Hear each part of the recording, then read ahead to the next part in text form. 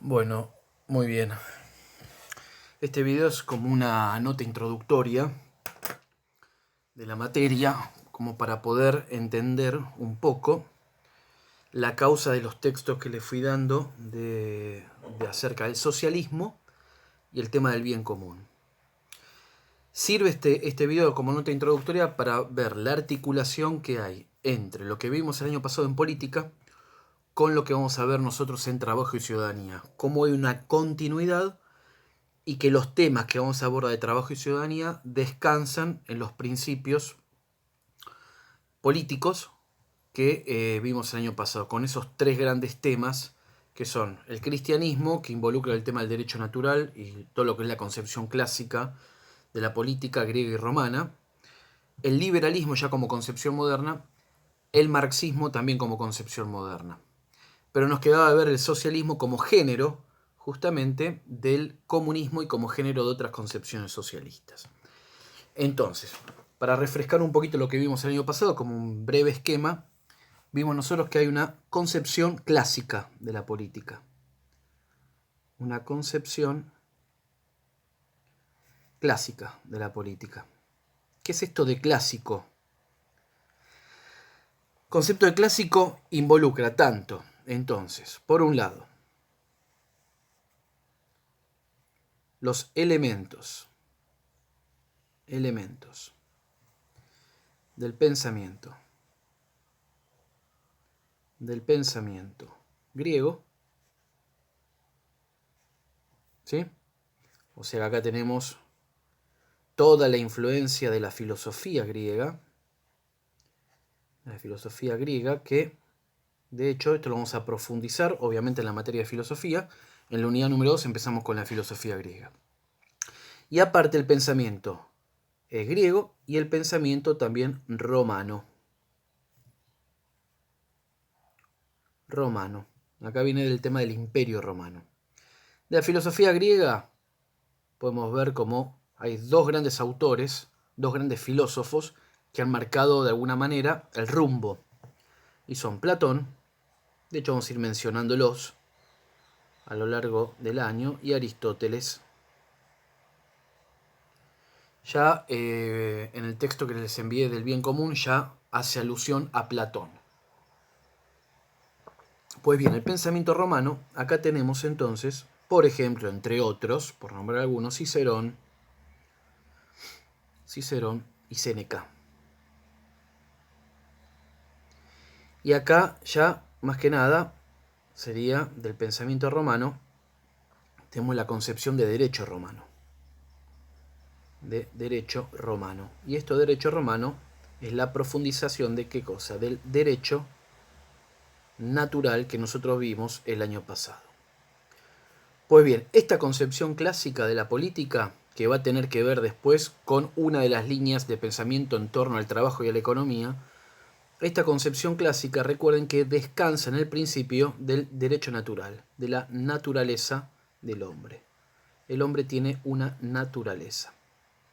Y aparte, los que van a recoger el pensamiento griego, que les pongo aproximadamente del siglo VI a.C. viene esto, y el pensamiento romano aproximadamente del siglo I a.C. y su proyección más adelante también, hasta el siglo V diríamos. Después aparece un fenómeno que es el tema de la religión, el cristianismo, en la cual en el Imperio Romano, en el siglo IV y en el siglo V, adopta el pensamiento cristiano, el Imperio Romano adopta el pensamiento cristiano como religión oficial del imperio. Y ahí es cuando se nombra, o cuando se pone justamente como una fecha aproximada al siglo V, se pone como el comienzo de la Edad Media, o de la cristiandad. Por eso, el pensamiento griego y el pensamiento romano sobreviven, ¿sí? Perduran, están implícitos justamente en el pensamiento o la filosofía cristiana, pensamiento cristiano. Por eso el cristianismo, en la Edad Media, cuando aparece, es parte del pensamiento clásico, involucra, ¿se ve? Es como que introduce en su cosmovisión religiosa introduce todos los elementos de la filosofía griega y los elementos también del derecho romano o del pensamiento romano. Por eso, esto a lo largo de la Edad Media, ¿no? Y perdura hasta el día de hoy. Esto más o menos es el núcleo de la concepción clásica, que es uno de los ejes de pensamiento. Nos reponemos pensamiento clásico, concepción clásica, o cristianismo, uno de los ejes, una de las plataformas teóricas más importantes en relación al pensamiento político y el pensamiento de lo que concierne a los derechos del trabajador, al trabajo y a la economía en general. Esta es una. Después tenemos otras dos, el liberalismo y el socialismo. Bien, esta concepción clásica, que para nombrar algún par de autores más del cristianismo, como nombramos griegos y romanos, acá tenemos los principales en torno al pensamiento político. Tenemos un San Agustín, uno de los grandes filósofos de todos los tiempos, y Santo Tomás de Aquino. Santo Tomás de Aquino. ¿Sí? Siglo XIII, si quieren ponerlo. Y San Agustín, siglo IV y V. Bien. Bien, esto por un lado. Entonces, este es el núcleo, ¿sí? Que esta concepción clásica, no solamente de la política, del trabajo, es una concepción, ¿sí?, que va a poner los fundamentos culturales. Estos son los fundamentos de la cultura occidental, de nuestra cultura, de la cultura occidental. También de la cultura oriental, pero oriental hay que entenderlo como el oriente del Imperio Romano, Bizancio, por ejemplo, ¿no? No hablamos de Japón, China, no, ahí tienen otra cosmovisión completamente distinta. ¿Está? Bien, que el vehículo justamente para llevar las ideas propias del cristianismo a todo lo que fue principalmente Europa, vamos a llamarlo así, fue el Imperio Romano. Y después a estas tierras, por ejemplo, en Hispanoamérica, bueno, el Imperio Español fue llevando estos principios. Bien, esto por un lado, concepción clásica, ¿sí? Una visión de hombre, y por lo tanto, de esa visión de hombre, una visión de la política, una visión del trabajo, una visión general de la cultura, una gran cosmovisión. Esta es la primera. La segunda, que habíamos visto, es el liberalismo. Pero antes de entrar a hablar un poquito del liberalismo, habíamos dicho que esta concepción clásica, ¿sí?, descansa en una idea de hombre, una cosmovisión. ¿Sí? Y acá tenemos la idea de hombre. Y esta idea de hombre, habíamos dicho que tiene una naturaleza humana, y que aparte, dentro de lo que era el pensamiento griego, esta naturaleza tiende a desarrollarse y va dirigida a un fin que le es natural, ¿sí? Y este fin, habíamos dicho, es el bien de esta naturaleza.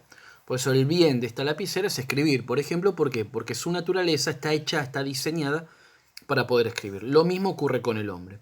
Este fin o bien, que vendría a ser que si el hombre actúa conforme a este bien, el pensamiento clásico dice que el hombre se va perfeccionando.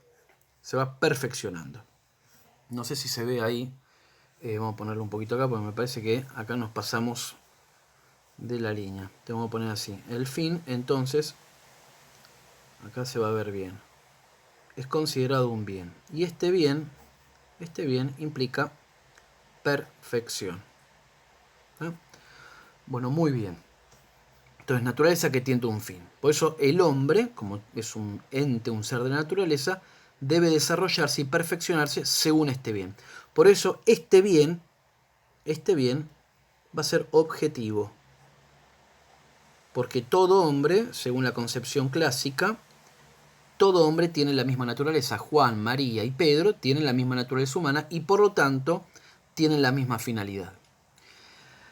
Bien, ¿qué habíamos dicho? Que este hombre, esta naturaleza, ¿sí?, como el hombre tiene libertad, van a surgir los derechos naturales. Por eso también la naturaleza humana, ¿sí?, va a tener una dimensión va a tener una dimensión personal principalmente. Hay como un deber de cada uno de nosotros para desarrollarse y perfeccionarse como hombre, pero aparte también tiene una dimensión social. Una dimensión social. Fíjense que el hombre naturalmente es una persona, naturalmente es un individuo concreto, pero también naturalmente tiende a la vida social, necesita de la vida social. Por eso la sociedad, desde esta concepción clásica, es algo natural en el hombre. Bien, por eso tenemos, por un lado, que si el hombre debe perfeccionarse como demanda de su propia naturaleza y apunta a un bien propio del hombre, ¿sí? Y este bien va a ser objetivo, para el desarrollo de este fin, acá aparecía entonces la vida virtuosa. ¿Sí? Para el perfeccionamiento, el hombre está llamado a la vida virtuosa. Que algo vamos a ver también, ya lo vimos en la primera unidad del año pasado, pero vamos a recalcar en algunos puntos más profundos en filosofía, cuando veamos la ética aristotélica. Bien, la vida virtuosa. Esta vida virtuosa que va a perfeccionar al hombre, si se acuerdan las virtudes principales que eran la prudencia, ¿sí? Teníamos la justicia, la fortaleza y la templanza. Entonces, en estas prácticas de las virtudes, el hombre se perfecciona. Pero para la vida virtuosa, el hombre no puede practicar o adquirir estas virtudes aisladamente. Estas mismas prácticas de las virtudes demandan y exigen una relación con los otros hombres. Por eso, esta vida virtuosa tiene para el pensamiento clásico, por un lado, un despliegue político en la política social, un despliegue en la política, y acá remarcamos con la vida social, y aparte un despliegue en la persona en concreto, el individuo, un despliegue ético o moral. Esta es la concepción clásica, ¿no? Estas dos dimensiones que tiene el hombre. Por eso mismo, para poder desarrollar su vida virtuosa, esto implica que la vida virtuosa, entonces, supone que haya un ser libre. Un ser libre, dotado de libertad. Y esto es la persona humana, el hombre. Por eso el hombre, al tener libertad, puede ejercitar las virtudes y desarrollarse perfectamente como hombre. Pero el pensamiento clásico dice que la libertad está ordenada al bien natural del hombre. Por lo tanto, el bien, este bien natural del hombre, el bien moral, si se quiere, para esta concepción clásica, el bien es superior a la libertad. A la libertad. Es decir, que la libertad va a ser un medio, es un medio para alcanzar este bien, para alcanzar el bien moral, o la vida virtuosa, perfeccionarse como hombre. Cosa que en el liberalismo, si se acuerdan, dan vuelta este principio, al igual que el marxismo. Bien, entonces tenemos esto por un lado. Este ejercicio de la libertad y por lo tanto el ejercicio de la vida virtuosa, la responsabilidad personal y social que tiene el hombre para practicar estas virtudes, acá surge entonces como emanación de la naturaleza del hombre y para la práctica de todas estas virtudes, aparece el concepto de derecho natural. El concepto de derecho natural que lo vimos el año pasado, que aparecen la ley natural, las obligaciones que tiene el hombre y los derechos que tiene el hombre en cuanto hombre, ¿sí? Que van a ser los fundamentos, habíamos dicho, desde la concepción clásica, los fundamentos para toda ley positiva, para todo derecho positivo, para estructura de una sociedad, etc. Fíjense que la concepción clásica entonces descansa en el concepto de naturaleza humana como un principio objetivo y un principio perfeccionante justamente de ese ser humano. Esta cosmovisión implica el pensamiento griego romano, implica el cristianismo y se extiende hasta el día de hoy. En el día de hoy, de alguna manera, reducido por el avance de otros campos ideológicos como es el liberalismo y el socialismo. Bien, esto por un lado.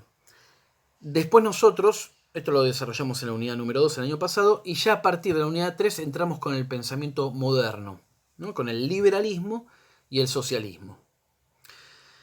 Bien, hasta acá. Ahora en el otro video vamos a explicar un poquito, más o menos, no desarrollar todo el liberalismo ni el socialismo, pero marcar algunas pautas como para que de alguna manera tenga sentido estos textos y estos temas que vamos a ir viendo en la primera unidad de trabajo y ciudadanía.